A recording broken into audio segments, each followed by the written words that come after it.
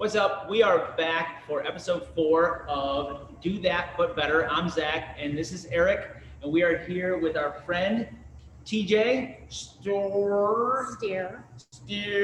She's got too many consonants. It's basically not a word. So, and she is a registered dietitian, right? I am, yes. And so that's why we had her on today. Oh yes, RD. We are we're gonna answer some nutrition questions that we put out. So we put out some, hey, what do you guys want to know about nutrition? And you guys sent us some answers. And so we're gonna talk through them. But first, let's get to know TJ. So TJ's been a member here. How long have you been? A little over a year. Yep, a little bit over a year. And tell us a little bit about you, who you are, what you do, what you do for fun. So I'm a runner, and I originally joined CrossFit to stay healthy, keep my muscles strong or get them stronger, keep my tendons strong so I wasn't injured. And I used to have chronic tendinitis, and I haven't since I started CrossFit. Oh, that's awesome. I have no pain in my legs, so it's really cool. So Super cool. my chiropractor is like thrilled that I used to see her all the time, and now I never see her, and she's so happy. But you can come by for a little maintenance dose. So I'll go in to have my back tweaked or whatever, Yeah. just to be adjusted and tell her how good I'm doing because I do CrossFit. So Yeah. so it's really been beneficial. Cool. And so I am a registered dietitian. It's my second career. I have lots and lots of education, and I know dietitians get bad rap sometimes. Like I was saying with, they're blamed for causing obesity, which I quite don't understand. But why would people say that? I don't know. I just read stuff, and they don't like how they think that dietitians try to monopolize the whole nutrition education business. Okay. Because, not everybody should be giving nutrition advice. And, Yeah. One of our questions were saying, why is nutrition so hard? Because there's so much out there. Yeah. And so many people saying, do this, do that.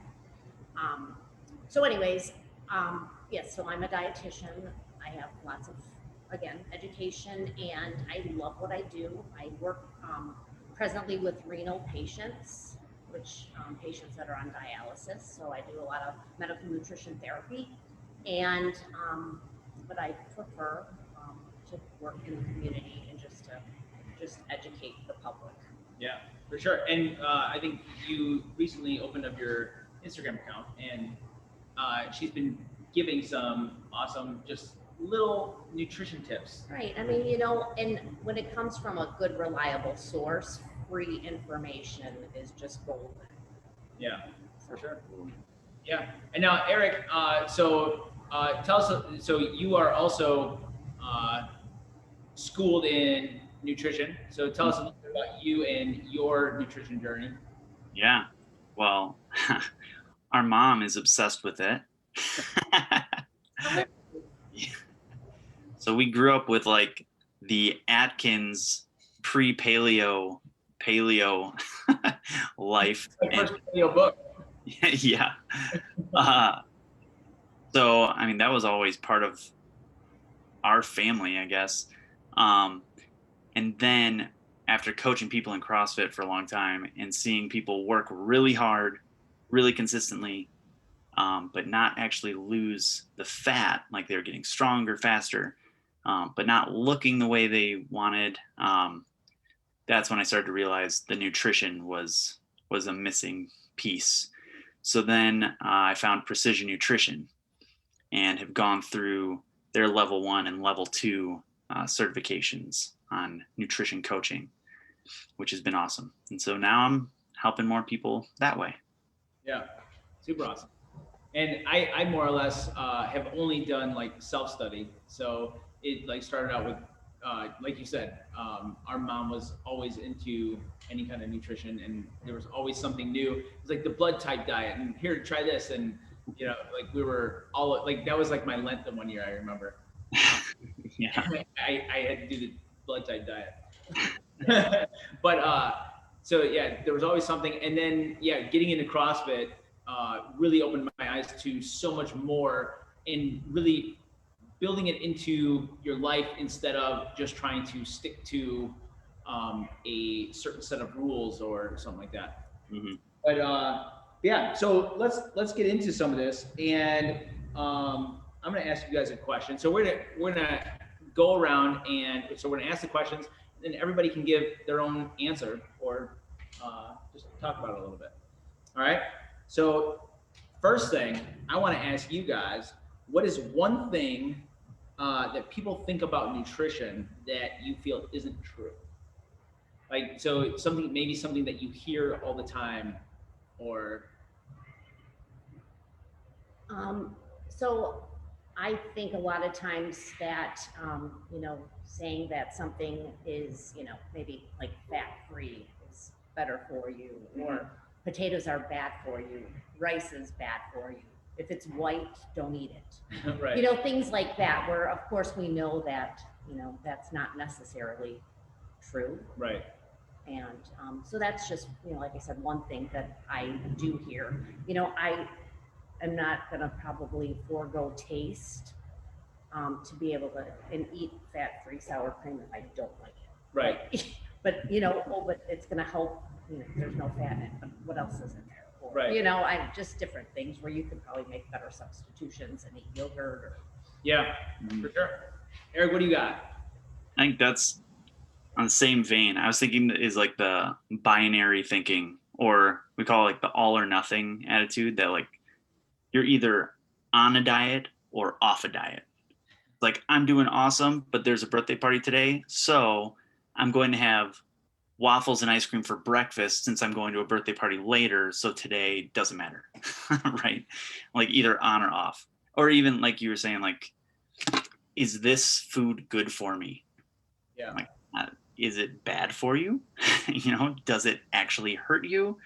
Like, it's these things aren't good or bad. Like, there's a spectrum of, you can do better today and maybe back off a little bit tomorrow. This is a better option than that. Like, you get to make choices. You've got a lot of range. Yeah. So that's great. absolutely. Yeah, I was sort of along the same lines, that just the word health food, right? And even like health food stores or anything, it almost gives us the idea that I can eat as much of this as I want because it's only going to help me. And it's like that, if you drink too much water, it can kill you. It's like, no, it's like, what is it doing for you? Instead of like you said, is it good or bad, or anything like that. And I think that when we get out of that thought and start going, what is this food doing for me? Then we can start looking at how to really set up our nutrition better. Mhm. Yeah.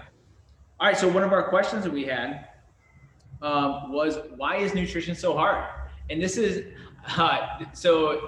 this is a so general question, but I think that we can have at it. So either of you guys, what do you guys think?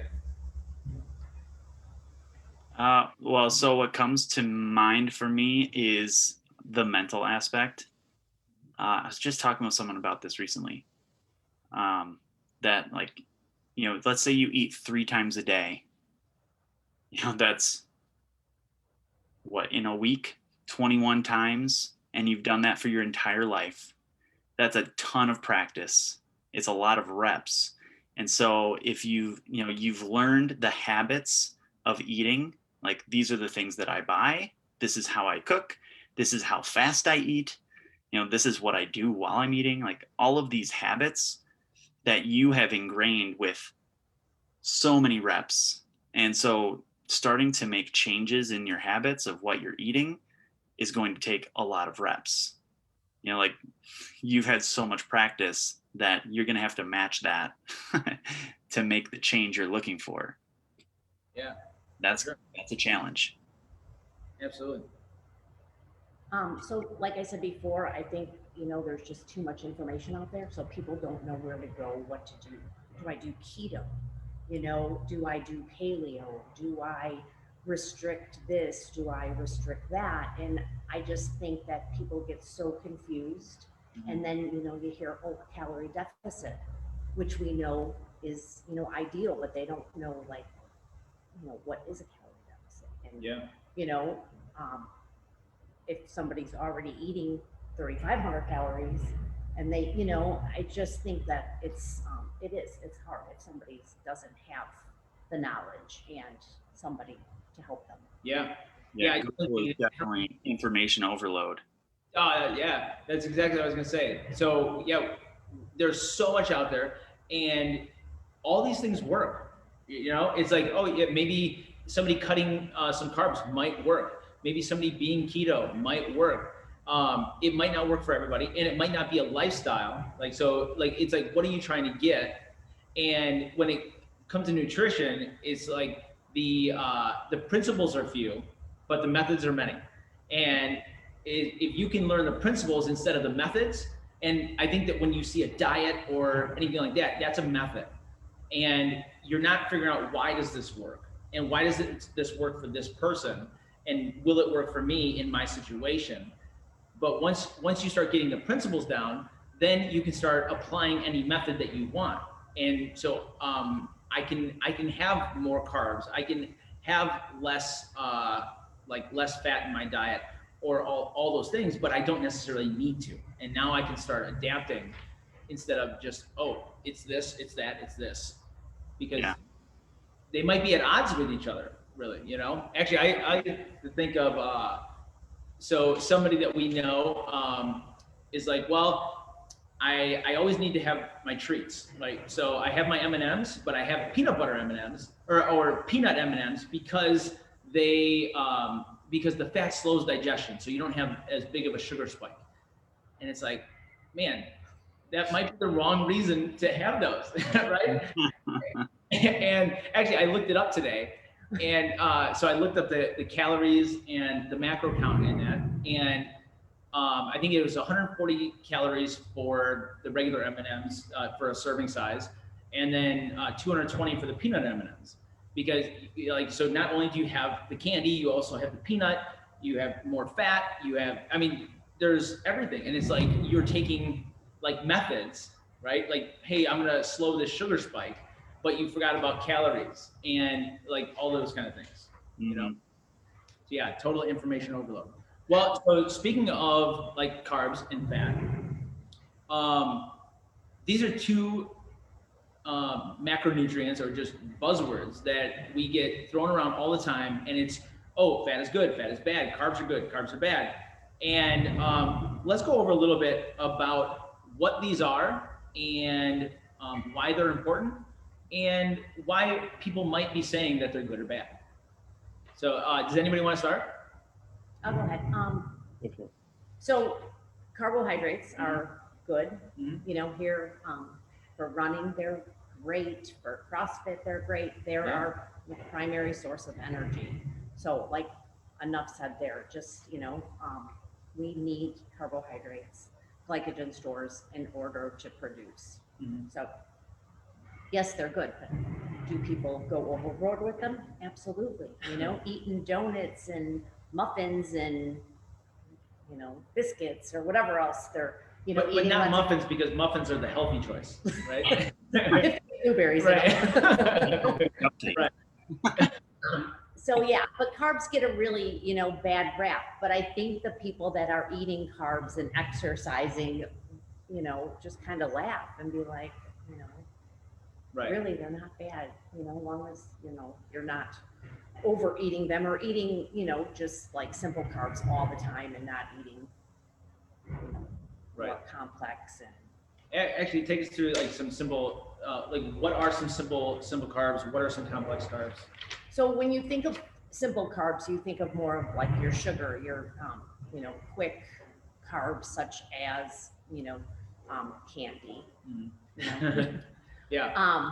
Where you want it, you'll see like a lot of athletes eating candy, if just to get, more quick energy. Yeah. Whereas our more complex carbs would be our, maybe like our more fiber foods, vegetables and rice. Yeah. Our, sweet potatoes, things like that, where they're just a slower form, and they will, they're not going to be immediately available to be used. Right. Yeah. Yeah. And so, yeah, with the carbs, I sort of feel well, so number one, like you said, they can be super important, and we can use them as fuel. So I like to think of especially when people think of carbs, I think that most people think of sugary things like pops and pizza and donuts and stuff like that. But like you said, spinach is a carbohydrate also, but it affects our body a little bit differently. And so I think of those carbs that we think of as carbs as racing fuel, and for the most part, if we are not working out, we don't necessarily need a ton of racing fuel. So you are a runner, and so having carbohydrates is going to be great. So you're doing marathons and just signed up for a 50 miler. And so guess what? Carbohydrates might be pretty beneficial. If I sit at a desk all day, I might not need them as much. So most of my carbohydrates can probably come from fruits and vegetables, right? What do you got with carbohydrates, Eric? Well, yeah, what you were saying just made me think, was it like 2 weeks ago, we were talking about energy systems. Mm-hmm. And when you think of it in that terms, it makes sense, like you were saying, the like rocket fuel or racing fuel, that if you're not super active, then you're probably just aerobic, like you're just breathing, and that's the energy you need. Once you start moving, once you start doing some exercise, you're going to get into your glycogen. It's an elevated level of activity, and now you need more of that fuel to keep your muscles going for a little bit longer. So yeah, I like that way of thinking of it, in like the energy systems and like what kind of fuel do I need. Yeah, for sure. Yeah. And so carbs are beneficial. So it's really, let's think of it in what context am I using it? How much do I need? And I'll tell you what, when it comes to like, when I sit down and talk to people about their nutrition, most of the time, I'll have them write out what they ate for the last 3 days. And almost always it comes down to very little to no vegetables, very little protein, and then tons of carbs and fats. And carbs and fats are just really easy to eat. So most of them are prepackaged. They're already prepared. I can just shove it in my mouth. I don't have to chop it. I don't have to cook it or anything like that, right? So you got granola bars and you got, whatever the heck else. But those things are super easy to eat. But also those processed carbohydrates like that are, they're calorically dense. And so I'm taking in more calories without a lot of food. And it actually stores easier because they're simple sugars. So my body doesn't have to do as much work to break it down and things like that. So if I'm getting carbohydrates from whole sources, if I'm getting it from vegetables and fruit and whole grains and things like that, it's going to be, it will possibly be less calorically dense, which is great because I get to eat more food. And my body has to do work to process it, which means I'm actually burning more calories while I'm digesting it. So it's really a win-win when you're eating a lot of your food from those whole complex carbohydrate type foods. Mm-hmm. Yeah, because I gave up candy for Lent, mm-hmm. and I mostly ate chocolate, and I track my food. I don't do it properly by any means, mm-hmm. but I really notice a difference. Like really? With my fat intake. Yeah. Because otherwise I'm not eating tons of fat. Right. If I'm not eating candy, then I'm, Right. So, yeah, I'm proud of myself. It's been like a week now, so. Yeah. I get most of my fat from peanut butter. And actually I just for Lent, I gave up eating peanut butter out of the jar. So I'm deep freezing. What'd you say? Never. So, but yeah, so actually that takes us to our fat. So, fat, what is it good for? Give it to us. Well, energy, right? So fat is your most calorie dense macronutrient. Your body uses it for a lot of very important things, like your brain, all of your nerves, which is all very good stuff. And your cells, your cells need it. So yeah, it also your hormones. That's probably the biggest one, right? Is like balancing your hormones. So everyone here is like omega-3s, right? And that's because you want to have a balance. You've got like omega-6s and omega-3s, and typically it's like this with most of the stuff that we're eating, and we want it more like that. So yeah, looking for the healthy fats where you can add them in is pretty critical. I was going to mention this goes for fats and for carbs. Goes back to our question about why is nutrition so hard, is exactly what you were talking about, Zach, that these come in very accessible packages. The easiest thing is to get some cereal or some peanut butter, or like all of the easiest things are And cashews. yeah, super dense carbs, super dense fat, because they taste delicious and they're cheap to produce. Yeah, and then when you factor in things like dressings and sauces and stuff like that, and it's just more and more fat and carbohydrates, and it's gonna make it freaking delicious. But really, it's just finding that balance of how much should I be having of this sauce or fat. And I think that's a huge thing with fats, like why people are like, hey, you need to reduce your fat and I should have fat free. And here's the thing, like you were saying with the sour cream, do you need fat free sour cream? No. At least in context, you can have it, but what does the rest of your diet look like? Am I soaking everything in oils? Am I eating a bunch of fried foods? Am I eating a whole bag of almonds? And it's like, oh, well then maybe I should have the fat-free sour cream if I want these other things. So it's just adjusting all those things to the rest of your diet. Actually, that was sort of why so when you were talking about the omega-6s, omega-3s, that was one reason that I wanted to reduce my peanut butter intake. I feel like I because I know that, I'll use all kinds of things that are like no fat so that I can eat more peanut butter. And I was like, man, I'm getting like most of my fat from peanut butter, which is higher in my omega-6s. And actually my joints have been feeling just achy. And I was like, all right, I want to start reducing some information. So making sure I'm taking fish oil, stuff like that. And I wanted to reduce my omega-6 and just inflammatory foods. So, but well, on another note, peanuts kind of are your monounsaturated, so they're good for your like your LDL levels, your HDL levels, along with like avocados and olive oil. Right. It's just a matter of again eating 2 avocados is going to be very calorically dense, and nobody is measuring their olive oil very often. For sure. And it's really easy to just like a tablespoon of peanut butter.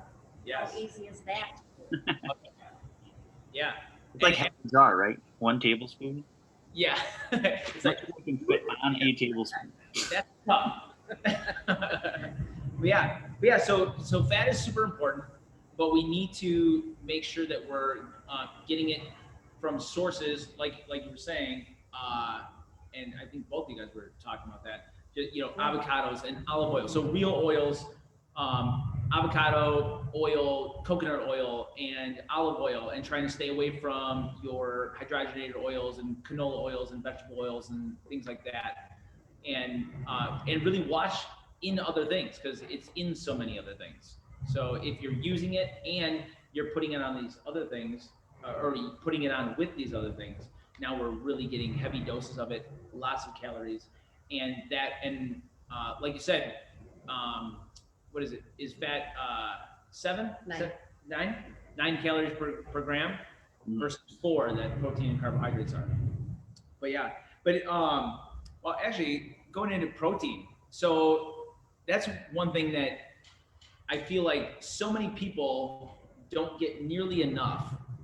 And Eric or TJ, take us through like some protein and why it's so important. Go ahead, TJ. So we need protein for muscle repair, muscle building, our skin, nerves, um, and people don't get the recommended amount of protein coming from like clinical side is very low. Yeah. It's What like what is it? 0.8 Okay. per kilogram. Okay. So, but that's just that person that's probably sitting at the desk, not exercising, not needing to repair their muscles Right. or, do things like that. And it's hard to get, if you're going to, go to 0.8 or 1 per pound, it's hard to eat 150 grams of protein, Right. Not for me, but. and so, and so like, again, protein, your best sources of protein come from animal foods, animal products, chicken, fish, Yeah. turkey, beef, pork, eggs. Eggs are wonderful. But it's, to some people do have a hard time eating, 8 ounces Yeah. of chicken or, so there's, supplements out there that, help you put some whey or plant-based protein, Right. mix it. Yeah. Yeah. I feel like so many people, like when I bring people in and we talk about it, it'll be like, all right, I had 2 eggs.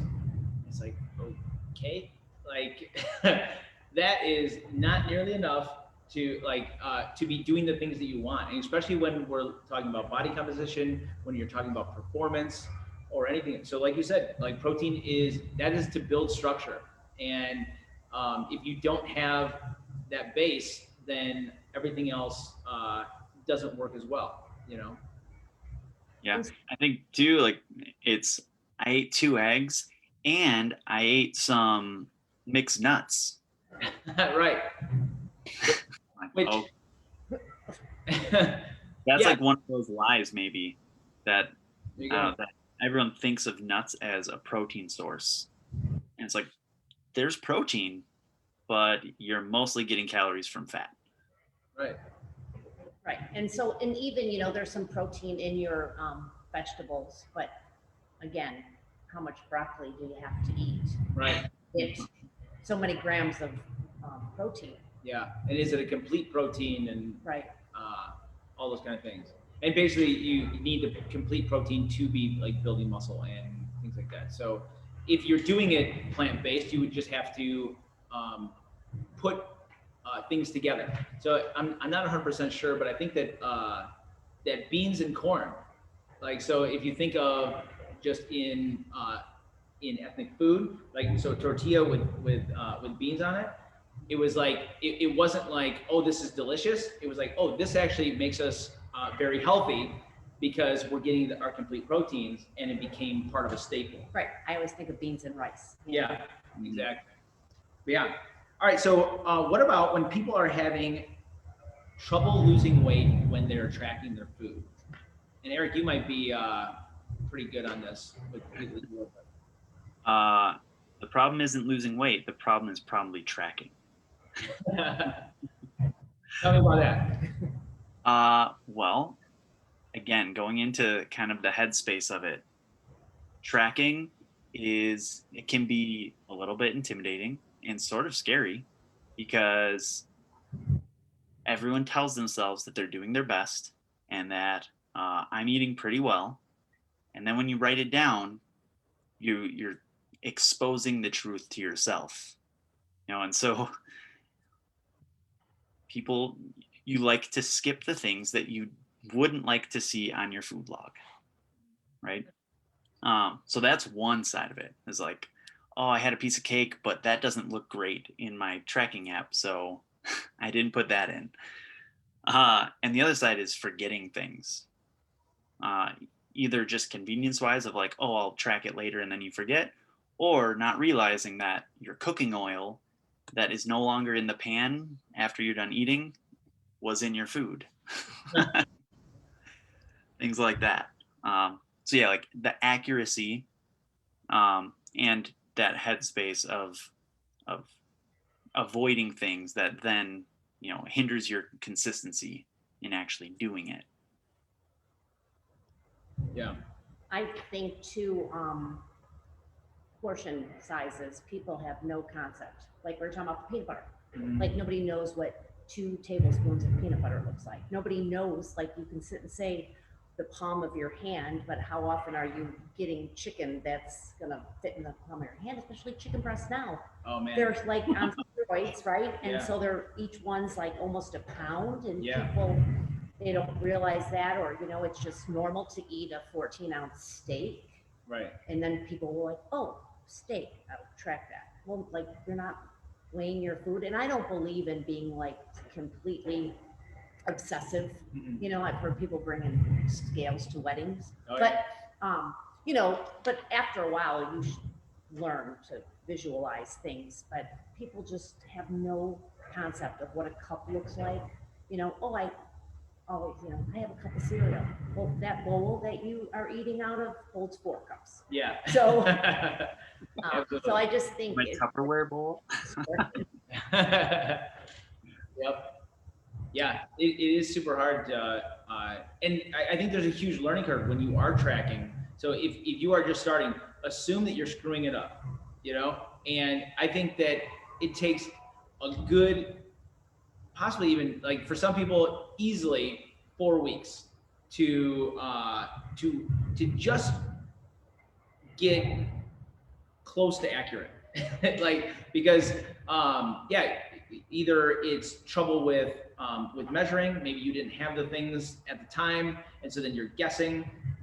Maybe, even with tracking, is your food cooked or not, right? So if you're cooking meat and you're weighing it after it's already cooked, it already lost water weight, and so that 4 ounces might actually be 6, and so we're constantly increasing what we have, and we didn't really understand it.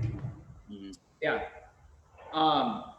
But yeah, and basically, actually, that goes into our deficits for Monday through Friday, and so many people have trouble with this. Where it's like, I was so good Monday through Friday, and then weekends, like, all right, I just had a little bit of fun, and then they go, why can't I get results? Yeah, I think this is huge. I see it all the time. I do it myself, but people eat really well Monday through Friday, and let's say they're cutting back 500 calories for 5 days. That's 2,500 calories. But then they're going all out on the weekends, drinking beer, and again, eating pizza, deep dish pizza, whatever it might be, and not realizing that they just went 1,500 over on Saturday, and then they're going to go another 1,500 over on Sunday, and now so much for that 2,500 calorie deficit. Yeah. Monday through Friday, and then just thinking, but I do so good 5 days, but nobody has any concept of like how many calories are in these, a burger and fries. Or, Yeah. Well, and that's like what I was saying at the beginning, the all or nothing mentality. If it's like Monday through Friday, I'm 100% on, and Saturday and Sunday, I'm 100% off, you're not going anywhere. But Yeah. if you can be like 80% on during the week and maybe just like go down to 60 or 70% on the weekends, you can just dial it up and back. Now you can actually maintain that deficit instead of blowing it. Eat a vegetable or on the if you, weekend. if you know that you have a special event or something and you're going to be at a restaurant, then maybe a couple other days go back a little further, just to try to level things out, like you said. And I think really there's an issue of seeing the long term, that like it's the consistency over the long term. I remember being a kid and doing like 10 push-ups and then going and looking in the mirror and be like, yes, like I do push-ups. Is that wrong? being like, am I bigger yet? Am I stronger? And I think we tend to do the same thing with our nutrition, that like in 1 week blocks. I did great this week, so I should see progress. But like we need to think in, a couple weeks at a time, month at a time, a couple months at a time to see the longer trends. And that's hard when the food is right in front of you. Right? It's hard to have that long-term plan and keep that plan in place when the deep dish pizza is in front of you. And, I love to see people that have patience, like, oh, I only lost 1 pound this week. But, then over a course of the month, it's maybe 5 pounds. And then over the course of 6 months, it's 30 pounds. Right. And it just takes that patience to see the results. And a lot of people kind of cave in and say, well, it's not working. It's only 1 pound. But Right. 1 pound over a course of, 6 months turns out to be a lot. But, Oh yeah. people don't have the consistency and they're not patient. It takes so long, or it's really easy to put the weight on, but then to take it off, it's not so easy because people have to think about it. Right. Yeah, that like you guys were saying with the calories on the weekend, right? So 250 calorie, if you're in a 250 calorie deficit for a week, that's 1 pound in a week. And now 4 pounds in a month.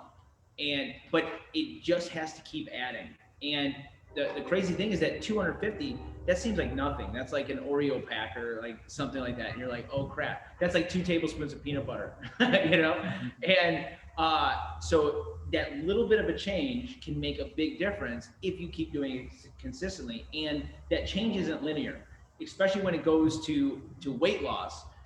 So man, and I'm so mad that I lost this, but I had in my phone, I had my weight tracked for multiple years. And it was really cool to look at it in the week, and then in the month, and then in the year, and then in multiple years, because in the week, it was like, it looked way up and down. And it was probably like within 5 pounds or so. But then over the month, you saw your trends. And then over the year, it didn't look that crazy. And there was probably, over those years, there was probably at least 10 pounds of weight difference at different times of the year. And it was like, oh my goodness, it's all over the place. It doesn't just go like this. It goes like this. And it's like, but if I keep looking at a longer scope, it's like, oh, look, it's going down. And we got to be waiting for that. Man, we had Leslie, so so she wasn't losing pounds, but she started losing inches. Her clothes were fitting different, and it was like something like that can be devastating. You're putting in the work, you're doing all these things, and then all of a sudden it was like the weight dropped, and it's really weird how our body does that. So like lots of times we're looking for the weight on the scale to change, but really we're looking for the more measures that you can take, the better. So measure yourself. Just take pictures of yourself. How are your clothes fitting? And weigh yourself, because they're all going to change at different rate at different times. And it's like, oh, okay, I have progress. And celebrate the little wins. Is it progress or no? Then it's good. Keep doing it. And as soon as it stops being progress, then we can start changing stuff up. Mm-hmm. Yeah, I'm hoping, older people like myself, it was always the scale, Mm-hmm. And I think now we're trying to just change that, where people are more focused on, body composition rather than what the scale says. Yeah.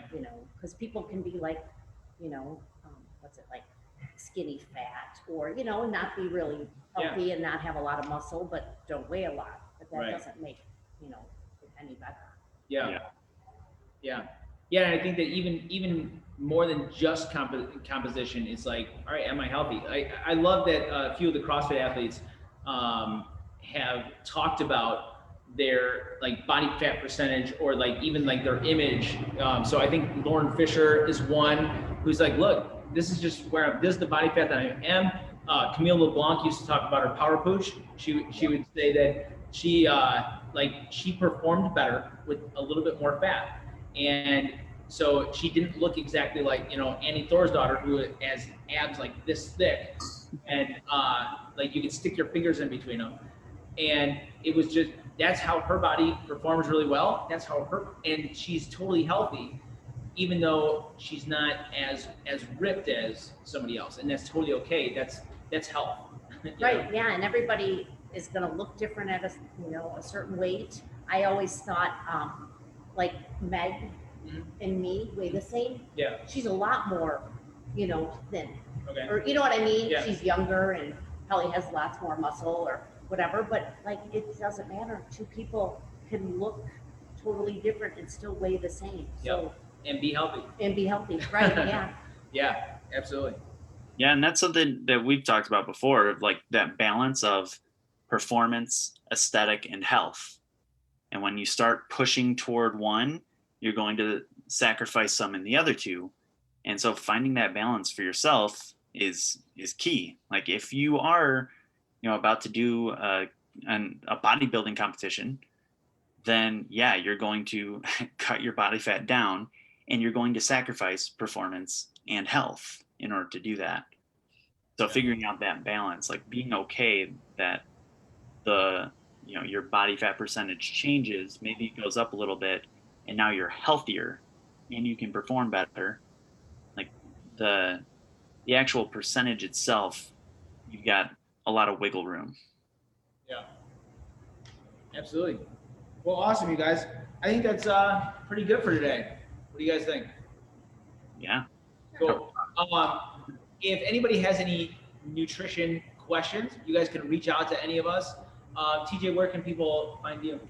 So I'm on Instagram, and it's _evil love backwards .rd. And then TJ Oliva Steer on Facebook. That's STOEHR. Oh yeah. Yeah, and I'm at Fit to Thrive, at Fit to Thrive Coaching on Instagram. Awesome. And I'm at CrossFit Chicago Heights on Instagram. But you guys, let us know if you have any questions. Otherwise, we will see you next Tuesday for Do That But Better. Thanks for coming, TJ. Yep. Yeah, thank you, Jay.